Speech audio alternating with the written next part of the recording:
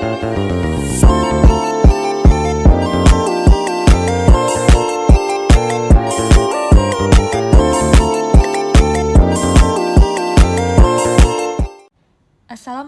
warahmatullahi wabarakatuh. Halo teman-teman semuanya, perkenalkan saya Dita Syafira Lestari dari program studi D4 Manajemen Aset Publik Reguler. Pada video part 2 kali ini, saya akan menyampaikan cakupan bahasan mengenai aplikasi persamaan linear 2, yaitu konsumsi, tabungan, pengganda, pendapatan nasional, dan ISLM. Simak yuk! Materi pertama pada video kali ini adalah pendapatan nasional dan komponennya. Konsep PDB, produk domestik bruto atau dalam bahasa Inggrisnya Gross Domestic Product, GDP, adalah nilai akhir barang dan jasa yang dihasilkan seluruh unit usaha dalam sebuah negara dalam periode tertentu. PDB juga bisa berarti jumlah nilai tambah barang dan jasa yang dihasilkan oleh seluruh unit usaha dalam suatu negara dalam periode tertentu. Dengan kata lain, PDB adalah salah satu indikator utama dalam ekonomi yang digunakan untuk mengukur nilai total barang dan jasa yang dihasilkan oleh suatu negara dalam suatu periode waktu tertentu. Di Indonesia, perhitungan PDB dilakukan oleh BPS, Badan Pusat Statistika, yang dipublikasikan secara triwulan dan tahunan. PDB dapat dihitung menggunakan 3 pendekatan. Pendekatan yang pertama adalah pendekatan produksi, output atau lapangan usaha. PDB adalah jumlah nilai tambah atas barang dan jasa yang dihasilkan oleh berbagai unit produksi di wilayah suatu negara dalam jangka waktu tertentu. Nilai tambah ini mencakup semua tahap proses produksi dan distribusi. Di Indonesia menggunakan klasifikasi lapangan usaha atau sektor. Yang kedua adalah pendekatan pengeluaran. PDB adalah semua komponen permintaan akhir yang terdiri dari konsumsi, investasi, pengeluaran pemerintah, dan ekspor neto, yaitu ekspor dikurangi impor. Yang ketiga adalah pendekatan pendapatan. PDB merupakan jumlah balas jasa yang diterima oleh faktor-faktor produksi yang ikut serta dalam proses produksi di suatu negara dalam jangka waktu tertentu, biasanya 1 tahun. Balas jasa faktor produksi yang dimaksud adalah upah dan gaji, sewa tanah, bunga modal, dan keuntungan kotor perusahaan. Semuanya itu belum dipotong pajak penghasilan dan pajak langsung lainnya.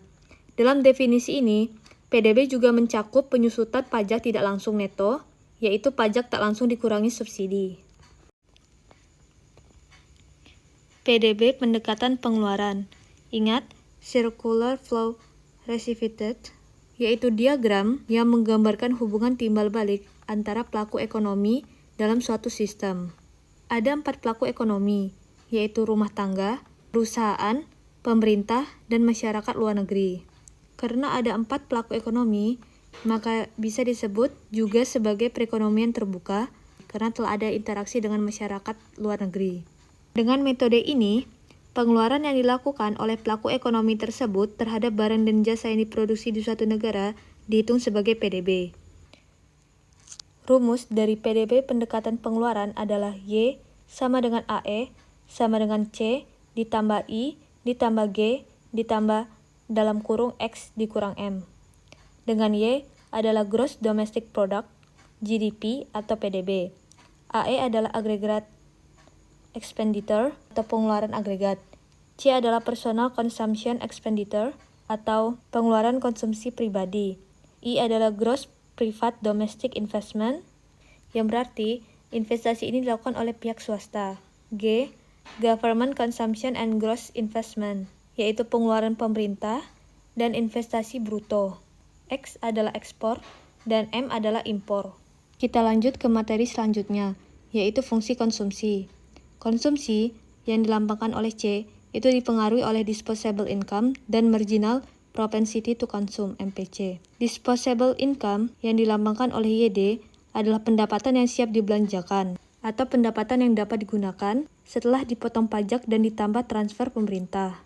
Nah, disposable income ini adalah uang yang dapat digunakan oleh seseorang untuk konsumsi, tabungan, atau investasi setelah memenuhi semua kewajiban finansial. MPC adalah penambahan konsumsi saat disposable income bertambah Rp1. MPC ini itu menghitung atau mengukur seberapa banyak seseorang menghabiskan atau mengonsumsi ketika pendapatan mereka meningkat.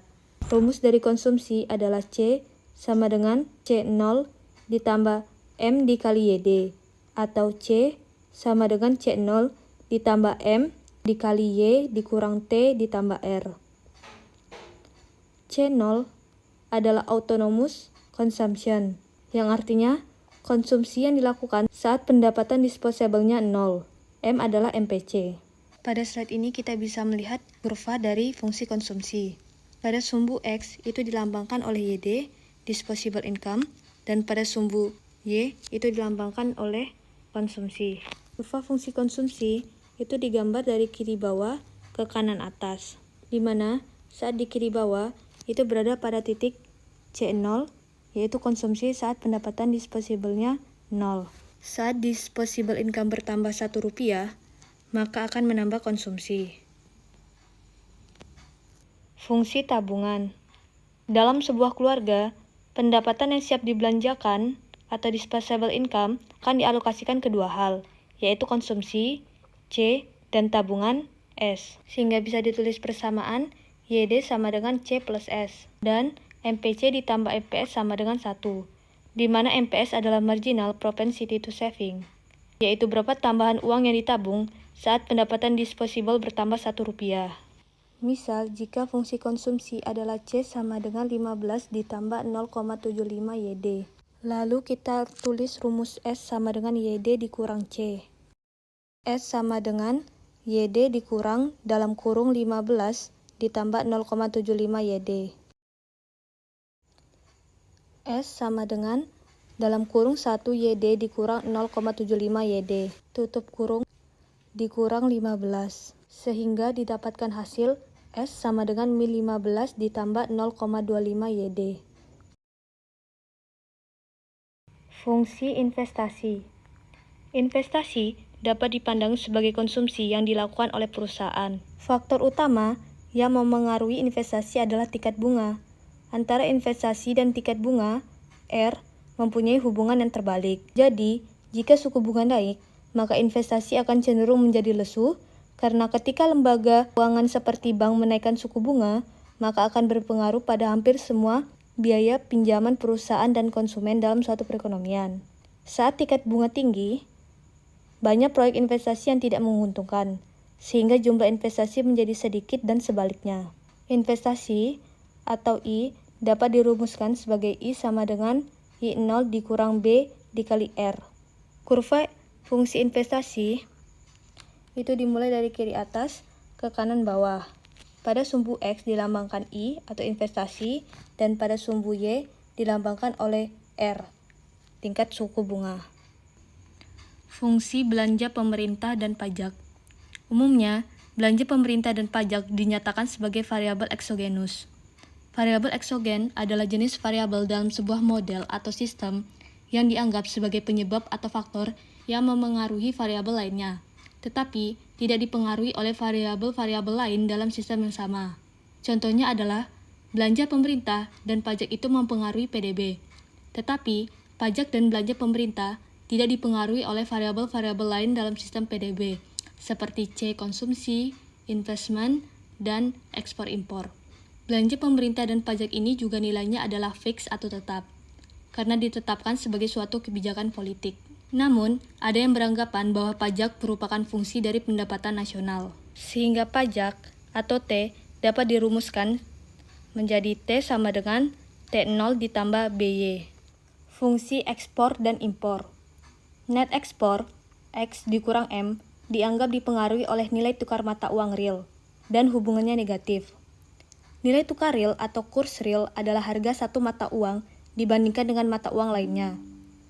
Jika nilai tukar mata uang Indonesia mengalami kenaikan atau peningkatan terhadap dolar, maka net ekspor akan mengalami penurunan. Hal ini dapat dikarenakan ekspor kita berkurang dan impor kita bertambah atau tetap.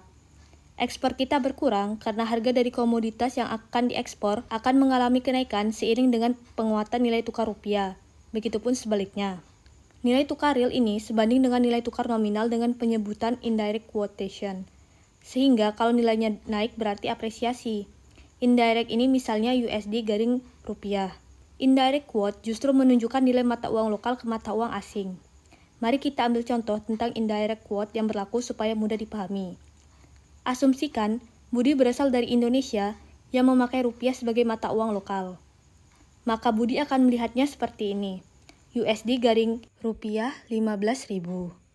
Artinya adalah 1 dolar Amerika itu dijual seharga 15.000 rupiah. Ada juga yang beranggapan bahwa impor dipengaruhi oleh pendapatan nasional. Semakin tinggi pendapatan, maka impor juga semakin besar. Hal ini dikarenakan jika pendapatan kita naik, maka kita bisa mengimpor lebih banyak karena kita dapat membayarnya dari pendapatan kita yang naik tersebut. Keseimbangan pendapatan nasional. Dalam keadaan seimbang, nilai dari PDB real sama dengan pengeluaran agregat, yaitu Y sama dengan AE sama dengan C, I, G, X kurang M, di mana AE adalah pengeluaran agregat, C adalah konsumsi, I adalah investment, G adalah belanja pemerintah, X adalah ekspor, dan M adalah impor. Di dalam grafik, hal ini tergambar dari perpotongan antara garis AE dengan garis 45 derajat, yaitu Y sama dengan AE. Perpotongan di sini. Nah, perpotongan ini juga disebut dengan Keynesian cross. Perubahan G dan efek multiplier pengganda. Saat G, yaitu belanja pemerintah berubah sebesar delta G, keseimbangan Y akan berubah juga sebesar delta Y, di mana nilainya lebih besar. Inilah yang disebut multiplier. Untuk mengetahui seberapa besar, kita uraikan rumus Y sama dengan C plus I plus G. Lalu didapatkanlah hasil delta Y sama dengan 1 per 1 dikurang MPC dikali delta G. Lalu kita analisis grafiknya. Sebelum G berubah, atau sebelum belanja pemerintah berubah, kurva berada di titik ini, dengan G1. Lalu, pemerintah menaikkan belanja mereka menjadi G2, sehingga kurva naik di garis merah. Sehingga kurva mereka bergeser ke atas di garis merah. Yang awal mulanya, keseimbangan terjadi di titik ini, yaitu S1 sama dengan Y1. Maka setelah belanja pemerintah berubah, maka keseimbangan juga naik di titik ini, yaitu di titik E2 sama dengan Y2. Jadi delta Y itu berubah ke kanan, dan delta G itu juga mengalami perubahan ke atas. Jadi sama-sama naik dan bertambah. Perubahan T dan efek multiplier pengganda. Saat T, yaitu pajak naik sebesar delta T, Y akan turun sebesar delta Y, di mana nilainya lebih besar. Inilah multiplier. Untuk mencari seberapa besar penurunan Y, maka kita uraikan rumus dari delta Y sama dengan delta C plus delta I plus delta G. Sehingga didapatkan rumus delta Y sama dengan dalam kurung min MPC per 1 min MPC dikali delta T. Mari kita analisis kurvanya. Mula-mula, keseimbangan terjadi di titik ini, yaitu S1 sama dengan Y1. Lalu setelah ada kenaikan pajak yang mempengaruhi konsumsi seseorang, sehingga keseimbangan bergeser ke titik ini, yaitu menjadi E2 sama dengan Y2. Sehingga delta Y bergeser ke kiri. Agar lebih paham, ayo kita lanjut ke contoh soal. Oke, kita tulis diketahuinya terlebih dahulu. C sama dengan 120 ditambah 0,8 dikali dalam kurung Y dikurang T. I atau investasi adalah 200. Pengeluaran pemerintah sama dengan penerimaan pajak, yaitu 400. Lalu nilai ekspor dan impornya sama. Untuk soal nomor 1, kita tulis rumus Y sama dengan C ditambah I ditambah G. Lalu kita masukkan nilai yang diketahui di soal, yaitu Y sama dengan 120 ditambah 0,8 dikali dalam kurung Y dikurang 400 ditambah 200 ditambah 400. Y sama dengan 120 ditambah 0,8Y dikurang 320 ditambah 200 ditambah 400. Y dikurang 0,8Y sama dengan 400. 0,2Y sama dengan 400, sehingga nilai Y adalah 2000. Soal nomor 2, yaitu dampak perubahan PDB saat pemerintah menaikkan pengeluaran dan jumlah pajak sama besar, yaitu 10 triliun. sehingga nilai G dan T menjadi 410. Rumus yang digunakan sama dengan nomor 1, sehingga Y sama dengan 120 ditambah 0,8 dikali dalam kurung Y min 410 ditambah 200 ditambah 410. Y sama dengan 120 ditambah 0,8Y dikurang 328 ditambah 200 ditambah 410. Y dikurang 0,8Y sama dengan 402. 0,2Y sama dengan 402, sehingga didapatkan Y sama dengan 2010. Untuk soal nomor 2B, yaitu menggunakan rumus multiplier. Untuk belanja pemerintah, yaitu G, menggunakan rumus delta Y1 sama dengan 1 per 1 kurang MPC dikali delta G. Sehingga delta Y1 sama dengan 1 per 1 dikurang 0,8 dikali 10, sama dengan 50. Untuk penerimaan pajak, yaitu T, menggunakan rumus delta Y2 sama dengan min MPC per 1 dikurang MPC dikali delta T. Sehingga delta Y2 sama dengan min 0,8 dibagi 1 dikurang 0,8 dikali 10 sama dengan min 40. Dengan adanya kenaikan pengeluaran dan jumlah pajak yang sama besar yaitu 10T, sehingga delta Y adalah 10 dan nilai Y menjadi 2010. Oke, kita ke cakupan bahasan berikutnya, yaitu IS dan LM. Kurva IS atau kurva investment saving. Keynesian Cross menyederhanakan model dengan menganggap I, investment, adalah fix atau tetap. Padahal kita telah belajar bahwa investment itu bergantung pada tingkat bunga, sehingga persamaannya adalah I sama dengan I dikali R. Perubahan R ini akan menyebabkan perubahan I, sehingga akan menggeser kurva EP yang pada gilirannya mengubah level Y sesuai dengan Keynesian Cross.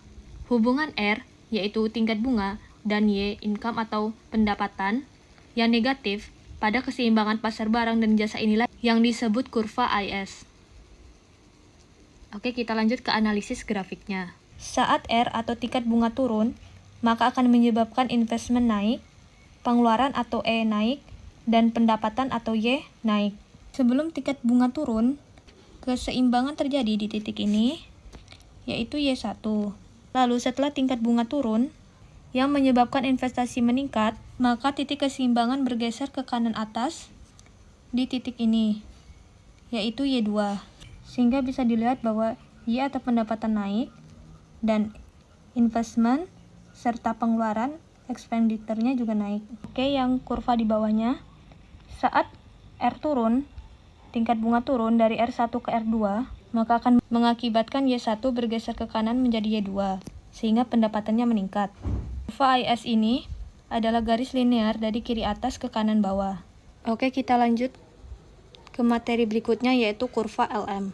LM adalah singkatan dari liquidity and money. Kurva LM adalah kurva yang menggambarkan hubungan antara interest rate dan tingkat pendapatan, income, atau output yang terjadi di pasar uang. Kurva LM juga dapat dijelaskan dengan the theory of liquidity preference.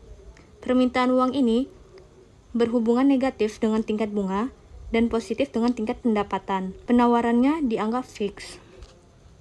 Dengan persamaan seperti ini. Mari kita analisis kurva LM-nya. Di slide sebelumnya, diketahui bahwa permintaan uang itu berhubungan negatif dengan tingkat bunga. Ini terlihat dari kurva A. Saat tingkat bunga naik, maka permintaan uangnya akan bergeser ke kiri, yaitu turun. Lalu, permintaan uang berhubungan positif dengan tingkat pendapatan. Hal ini bisa kita lihat pada kurva B. Jadi, saat tingkat bunga naik dari R1 ke R2, maka pendapatan atau Y akan bergeser ke kanan naik. Jadi, saat tingkat bunga di R1, maka pendapatannya terletak di Y1. Saat tingkat bunga naik menjadi R2, maka pendapatan juga akan bergeser ke kanan menjadi Y2. Keseimbangan ISLM. Keseimbangan jangka pendek merupakan kombinasi R, interest rate, tingkat bunga, dan Y, income, yang memenuhi kondisi equilibrium, yaitu kondisi keseimbangan, baik di pasar barang maupun uang. Berikut adalah persamaan rumusnya. Agar lebih paham, ayo kita mengerjakan contoh soal. Untuk soal nomor 1, yaitu kita disuruh mencari persamaan kurva IS atau keseimbangan pasar barang. Kita menggunakan rumus Y sama dengan C ditambah I ditambah G. Y sama dengan 50 ditambah 0,75 dikali dalam kurung Y dikurang 200 ditambah 150 dikurang 10R ditambah 250. Y sama dengan 50 ditambah 0,75Y dikurang 150 ditambah 150 dikurang 10R ditambah 250. Y dikurang 0,75 sama dengan min 10R ditambah 300. 0,25Y sama dengan min 10R ditambah 300. Y sama dengan min 10 dibagi 0,25R ditambah 300 dibagi 0,25. Jadi nilai Y sama dengan min 40R ditambah 1200. Nomor 2, kita disuruh mencari persamaan kurva LM atau keseimbangan pasar uang.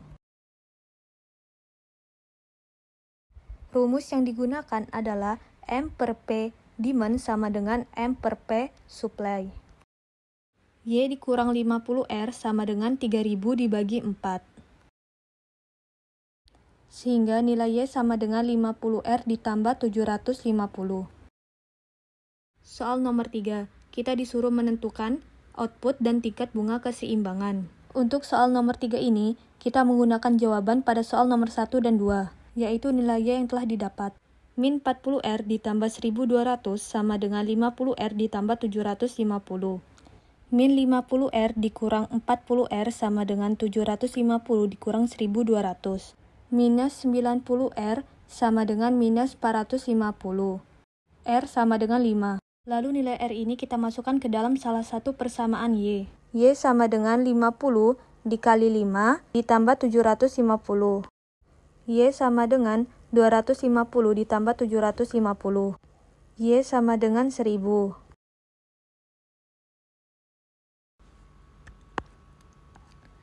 Baiklah, sekian pemaparan materi Matematika Ekonomi Pertemuan 4 tentang aplikasi persamaan linear 2. Semoga bermanfaat. Terima kasih.